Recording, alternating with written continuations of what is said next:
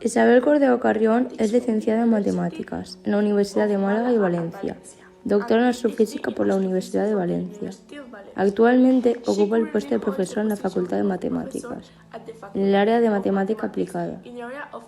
Compagina su labor docente con una actividad de investigadora en el campo de Matemática Aplicada y de Astrofísica. Además, participa en muchas actividades de divulgación científica para dar a conocer su trabajo.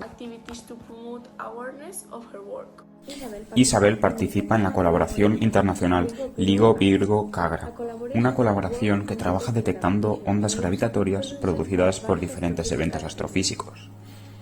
Esta colaboración fue galardonada con el Premio Nobel en 2017 por la detección de la primera onda gravitatoria ya predicha por Einstein 100 años atrás. Hace breves semanas tuvimos la oportunidad de recibir una visita suya a nuestro centro, en la que explicó que estudió, además de su ocupación, su trabajo como docente e investigadora del Observatorio de Virgo, explicándonos su funcionamiento y su cometido. También explicó temas fascinantes sobre el universo y sobre todo sobre las ondas gravitatorias.